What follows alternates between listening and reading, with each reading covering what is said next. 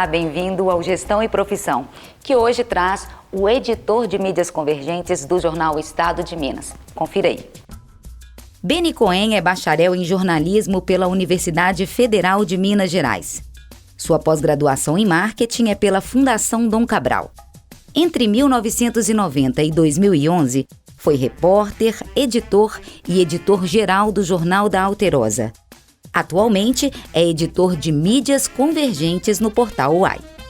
Beni Cohen, muito obrigada pela presença. Eu que agradeço pelo convite. É uma honra estar com vocês aqui. A honra é toda nossa. Eu gostaria de começar a nossa entrevista pedindo para você fazer um panorama.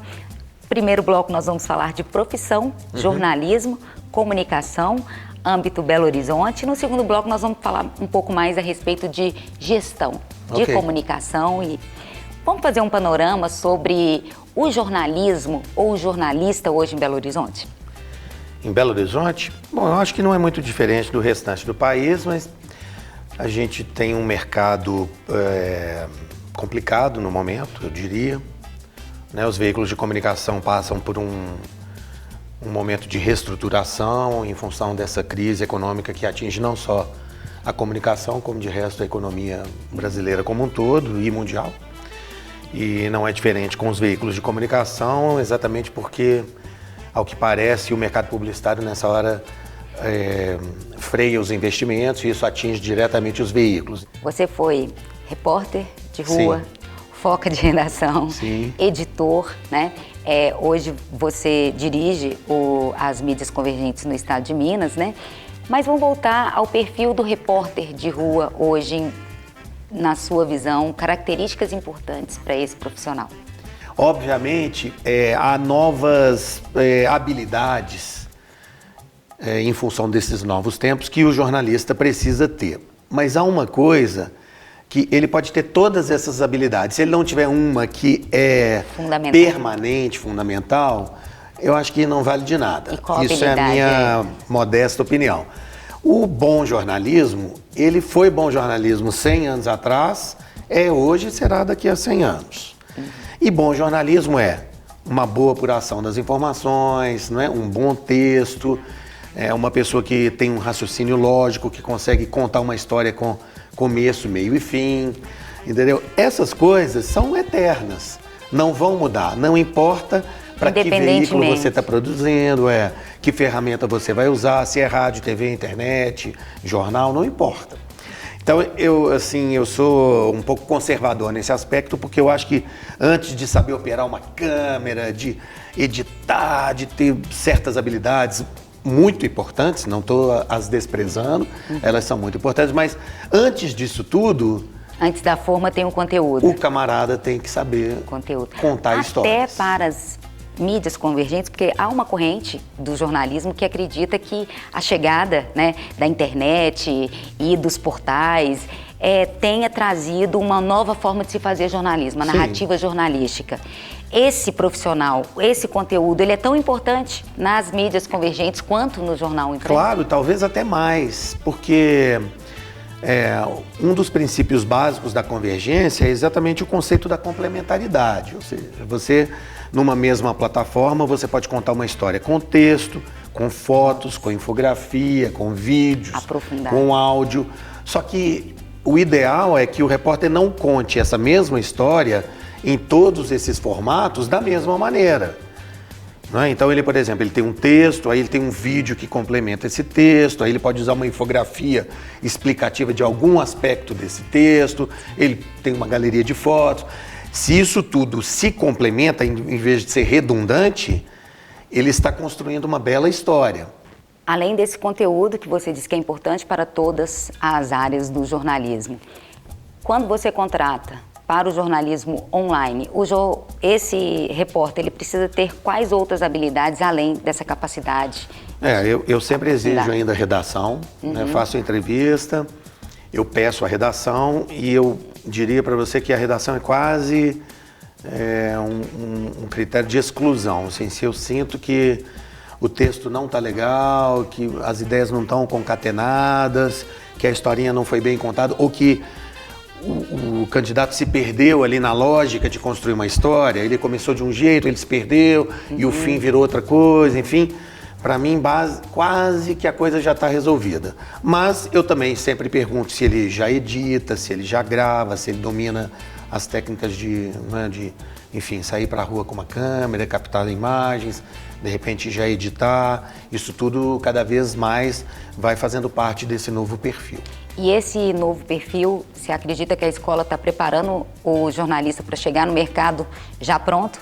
A academia é o espaço da experimentação, é onde o aluno pode criar, pode inventar, sem ser punido, errar. sem ser, errar muito, né? Porque é errando que vai aprendendo ou vai encontrando novos caminhos. E acho que o espaço, por excelência para isso, é a academia. E que mercado é esse, hoje, do jornalismo, da comunicação, pensando em todas as mídias e pensando para onde a gente está caminhando, que ainda é um lugar incerto, né, de chegada ou de sequência, são as convergências, Não, é um mercado, a assim, eu acho que onde a informação é cada vez mais importante. Sempre, né? Ter a informação hoje é fundamental, né? É fator de decisão, né? É quem chega na frente, né? Quem toma a melhor decisão baseado em informações, né? As pessoas ficam perguntando muito, o jornal impresso vai acabar? Eu acho que quem tem essa resposta está milionário, né? Porque ninguém sabe. É verdade. Né? O que eu acho o que o jornal impresso é hoje, aquela coisa, tá no papel, que você... Obviamente isso não será lá na frente.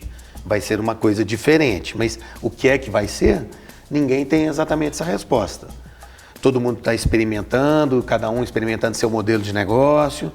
Uns acertam, outros erram e mudam, uns desistem, voltam atrás. A gente tem visto isso pelo mundo afora. Não é? Todo mundo está tentando encontrar o seu caminho. E acho até que não existe uma única resposta. Né? Nós lá nos Diários Associados, por exemplo, estamos exatamente passando neste momento por um processo de integração do jornal impresso com a internet. Um momento muito rico, do ponto de vista da experiência pela qual nós estamos, de aprendizado para todo mundo.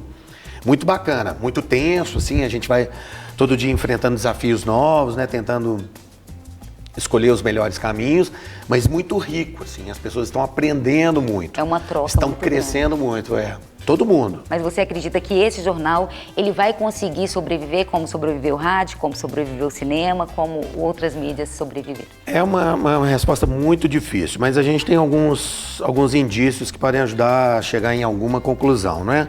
O papel hoje é cada vez mais caro, muito difícil, tem uma questão até ambiental envolvida também, que... Né? Você produzir numa plataforma digital é muito mais barato, digamos assim. Barato no sentido de que você não consome papel, nem tinta, impressora, esse tipo de coisa. Né? Ele tem outros custos diferentes desses, mas mais baratos nessa comparação. Né? Então, assim, se eu tivesse que apostar, eu apostaria que provavelmente não será exatamente no papel. Né?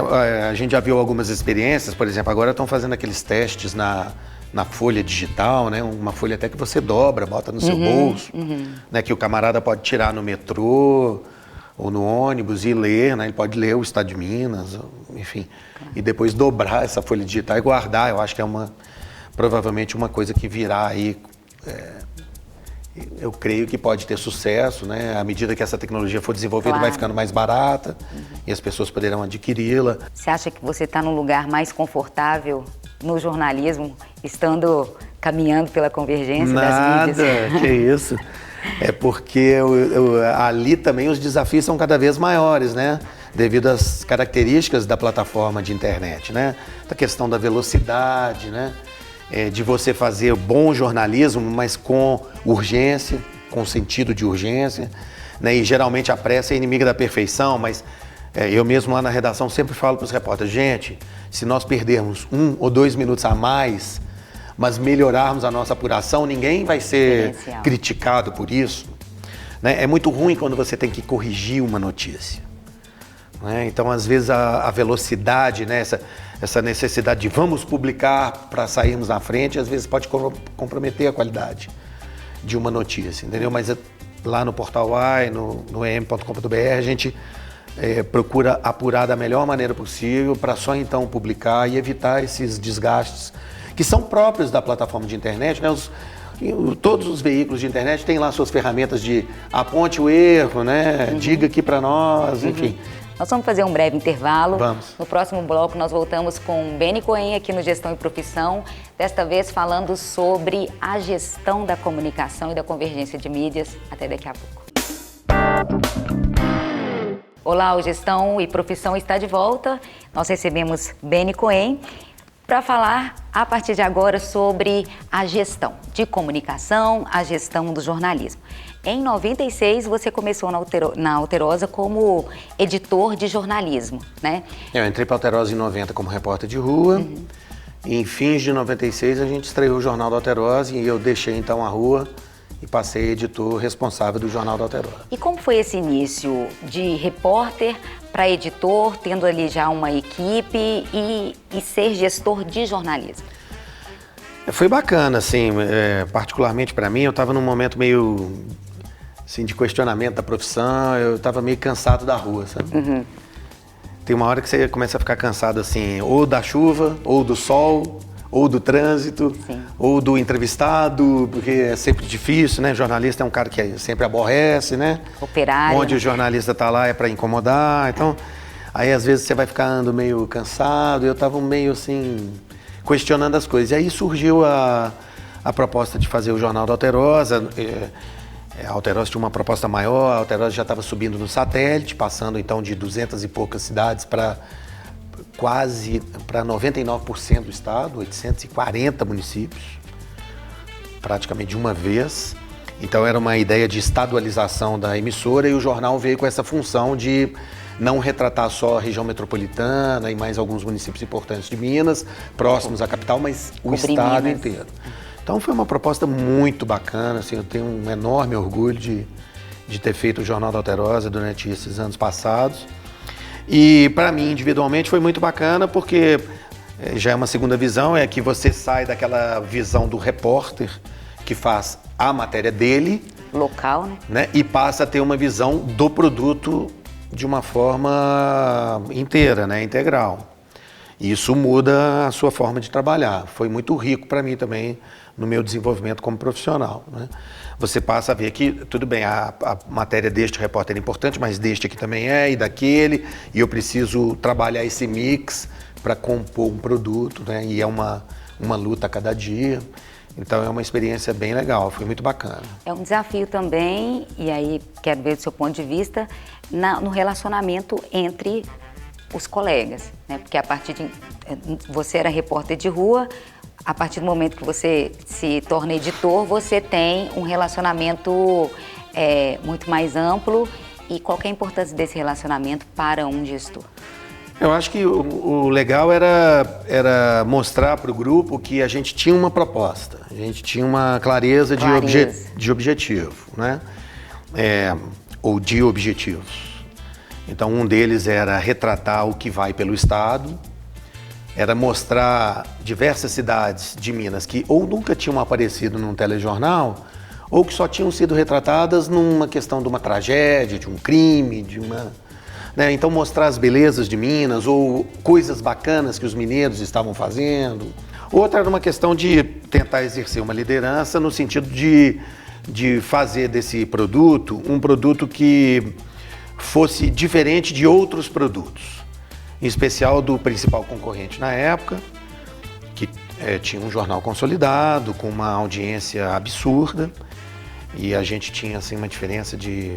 Quando a gente começou a mensurar isso, era uma diferença de 26 pontos, né, que é praticamente impossível, assim, digamos, de atingir. Mas aí a gente teve um fato que ocorreu nesse período. Em 99, Belo Horizonte começou a medir a audiência pelo People Meter, e isso nos ajudou bastante, porque aí você deixou de ter o resultado do jornal medido ao final de 2 meses, ou seja, o jornal que você fazia hoje, você só ficava sabendo do resultado dele daqui a 2 meses. E passou a saber no dia seguinte. Então, o jornal que você fazia hoje, ao 12h30, você tinha o resultado dele no dia seguinte, às 5 da tarde. Ainda não era o ideal, mas já era uma evolução absurda, claro. O que nos permitiu começar a monitorar os resultados e a readequar o produto em função disso. Ou seja, o que parecia impossível acabou se tornando realidade. O jornal foi líder de audiência durante 4 anos. Então foi uma experiência marcante, assim, que está no currículo, acho que de todos nós Claro. que participamos desse projeto. Em 2003, você assume a editoria geral. De jornalismo, isso. E aí você não é só mais o editor de jornalismo, você... Eu saí do ar, né, deixei a apresentação. Isso. E você passa a ter de lidar com outras ferramentas de gestão, né? Econômicas, números, dados, ter metas a cumprir. Essa revolução aconteceu de que forma e o que ela trouxe para você enquanto profissional? Metas eu já tinha como editor Claro. do produto, né? Mas, de fato, assim, aí passei a cuidar de orçamento, a gestão mesmo de recursos humanos, né? Passei a contratar e demitir, ter essa autoridade para fazer isso, né? Assim, é uma experiência bacana, mas eu sou muito jornalista, Sim. entendeu? Assim, então, eventualmente me incomodava. Havia dias em que eu praticamente não me dedicava como eu gostaria a jornalismo. A jornalismo. Né? Você tinha dias assim de 20% de jornalismo, 80% de gestão. Aí fica sempre, para nós jornalistas, né, fica sempre, poxa, eu não estou lá na redação. Né? Isso às vezes incomoda, mas obviamente é uma questão necessária, importante se fazer. Né? Hoje não é só o gestor que tem que ter esse tipo de atribuição. Né? Eu acho que desde o repórter que está iniciando até o editor-geral, todos eles têm que ter essa consciência, porque todo mundo, numa certa medida, é responsável pelos gastos do departamento e pelo resultado que isso vai trazer. Né? Todo mundo, quando faz uma matéria, tem que entender, seja televisão, portal, jornal, não importa. Ele tem que ter a consciência de que tipo de resultado que ele pode trazer para a empresa. Comercial, ou de audiência, ou de, enfim, popularidade, repercussão. Tudo isso hoje é meta, é mensurável, entendeu? E sem isso você não vive, o seu veículo não vive. Então, não pode ser uma atribuição exclusiva do gestor, né? Que fica lá pregado na cruz, obrigado a entregar esses resultados para a empresa e o resto do grupo faz o que bem entender. Não. Essa é uma responsabilidade que tem que ser compartilhada, obviamente, nas devidas proporções, mas ninguém pode escapar disso. Você acha que o gestor ele deve ser mais frio do que os outros profissionais? Ou ele é visto dessa forma? O ônus do gestor é tomar as decisões que são afeitas a ele, nem sempre são decisões agradáveis. Né? Então, contratar é bom, mas eventualmente você tem que demitir.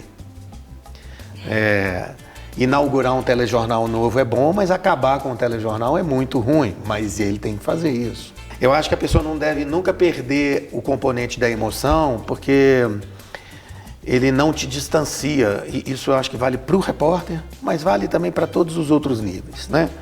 Essa tal da objetividade, traduzida como distanciamento, me incomoda um pouco, na reportagem em especial. Eu acho que o repórter que se emociona com a notícia, ele pode contar essa história de uma forma melhor. Como que você vê a comunicação hoje, aproveitando a questão das mídias convergentes, de sua experiência em outros veículos e áreas? Eventualmente, fazer convergência é contratar mais pessoas. Ou, o que eu acho a melhor forma, porque aí entra exatamente esse componente de economizar, é você estudar o perfil de cada um dos seus profissionais, identificar as melhores habilidades em cada um e então fazer essa divisão do seu grupo de acordo com as suas necessidades. Então, você tem um camarada que é um ótimo cinegrafista, por exemplo, um repórter cinematográfico, capta muito bem imagens.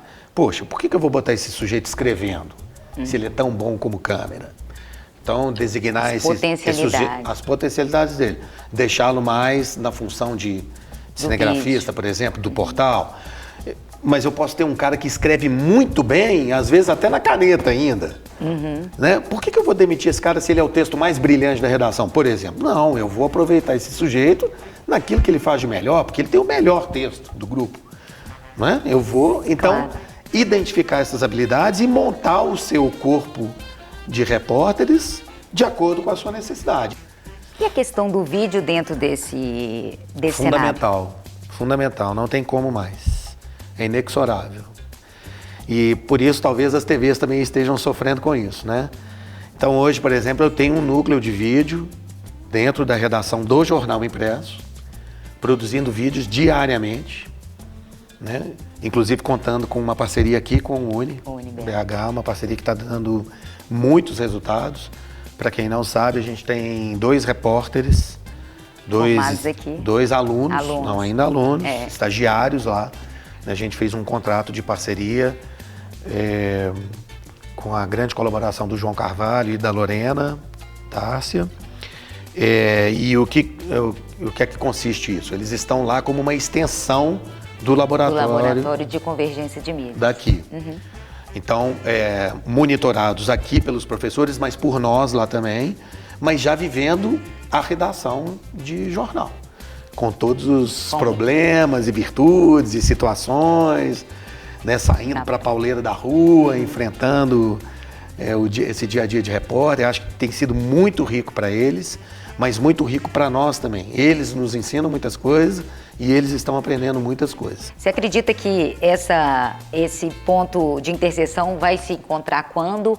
Ou que a linguagem da televisão, o time, ele vai ter que sofrer uma modificação? Eu acho que todos os formatos são aceitáveis, né? O importante é você tentar sacar naquela reportagem que você vai produzir, que formato você vai tentar usar. Obviamente os vídeos de internet, dependendo da situação, ou devem ser muito menores do que uma reportagem de TV. Né? Geralmente a reportagem de TV tem 1 minuto, 1 minuto e meio. Né? Às vezes um vídeo de internet não pode ter tanto, mas eventualmente você tem o caso contrário, em que você pode aprofundar mais. Né? Fazer mini docs ali, reportagens maiores, com muito testemunhal, enfim. Depende do momento. Entendeu? Cada caso é um caso. Nada é certo. Né? Às vezes o off tem cabimento, às vezes a passagem ainda tem cabimento, depende.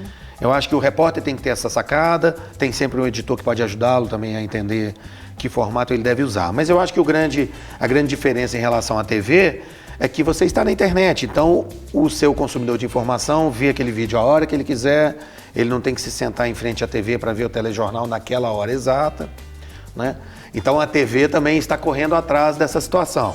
Né? Quando a gente corta os conteúdos da Alterosa e sobe no portal, significa que eu estou dando esse recado ao telespectador da Alterosa. Olha, se você perdeu o telejornal, não se preocupe, vá ao portal da Alterosa e assista as suas matérias. Ou você gostou do jornal hoje? Vem aqui na internet, assiste de novo, compartilha com seus amigos, mostra para as pessoas o que você viu e achou legal, enfim. Então a TV está passando por esse momento também de se reorganizar, de se reorientar diante desse novo momento, né, para poder enfrentar esse momento rico. Né? Infelizmente, nosso tempo acabou. Já? Já acabou. Faremos outras edições, né, para falar. Tem muitos assuntos que a gente acabou não aprofundando, mas eu quero te agradecer. Tem algo que você quer deixar para o nosso telespectador? Não, quero agradecer a oportunidade, estou sempre à disposição e dizer que, assim, eu acho fundamental esses momentos em que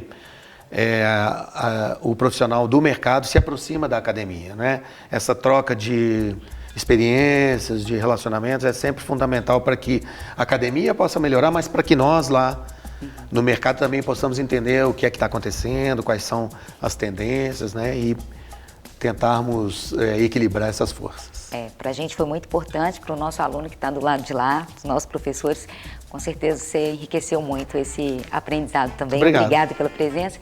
Você que está em casa, obrigada pela companhia. O Gestão e Profissão volta na próxima semana.